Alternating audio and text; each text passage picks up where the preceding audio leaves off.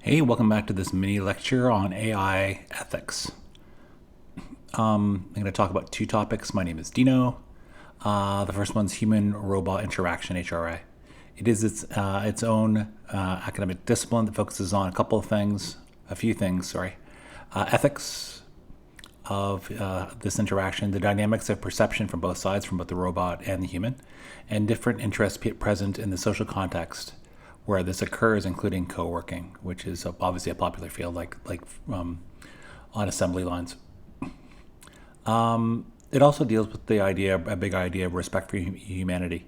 It's problematic if AI drives robots when these processes or appearances deceive people or includes deception. They threaten human dignity or violate Kant's requirement of respect for humanity. Humans attribute mental properties to and empathize with objects, especially when these objects appear similar to living human beings. As a result, these traits can deceive humans into attributing more intellectual or emotional significance to robots or AI than they deserve. There are also ethics issues in terms of business ethics. There are aspects of business ethics and laws that apply to robots. For example, if there's product safety issues or product liability issues, or ads that are not deceptive.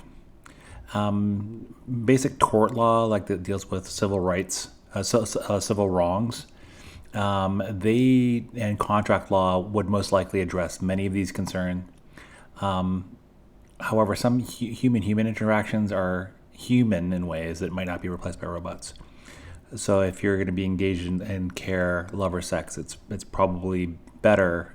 It's most likely highly better to be involved with human-human interactions. The second, in addition to human-robot interactions, is automation and employment. Productivity and growth are very big issues for automation and employment. AI and robotics will most likely lead to significant gains in productivity and overall wealth, not just now, but in the future. As a result, attempting to increase productivity has often been a feature of the economy. However, growth, the emphasis is a modern phenomenon. We haven't always been quite so heavily focused on quarterly growth as we are now in the present day. Also, in terms of automation employment is obviously the issue of employment, but more specifically unemployment and whether that in fact will occur. If you think about it intuitively, and most people probably think about it this way, automation-driven productivity gains normally means fewer humans are needed for the same output. Say if you're working on the production line in a factory. However, this does not necessarily lead to the overall employment loss. More specifically, wealth increases can increase demand to counteract productivity gains. So just say, for example, if you're able to double productivity gains and you sell twice as many products, you can have like the same amount of employment. Industrial societies, they have higher productivity, and this has usually led to more long-term overall wealth. So again, if the people can't get re-employed, say if they're displaced by AI and robots, they can most likely work in some other field. Ideally, one that's a better field, pays more, is safer, is more fulfilling, etc.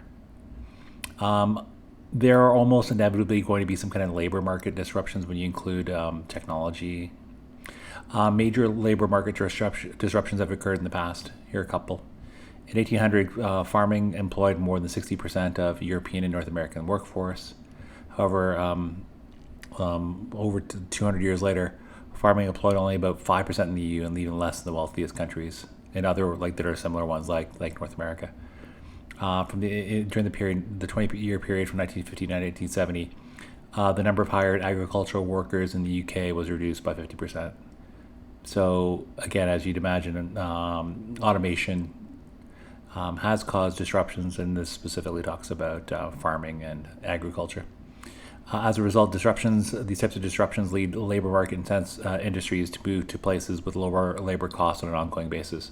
So as a result, some of the farming work, that the number of people that are employed in Europe and North America, would occur in other areas of the world. That was AI ethics, dealing with human-robot interaction and automation and employment. What do you think should be the future in terms of the interaction between humans and robots? What is an ethical way for them to interact? When humans or robots are involved in things like employment, what do you think are going to be the long-term prospects for human beings in terms of them being able to work in a society that's increasingly infiltrated by AI and robots? Please, if you haven't, please subscribe to this channel if you enjoy it. Please also feel free to like this video, and of course, please feel free to leave comments below. As always, thanks for watching. Take care. Bye-bye.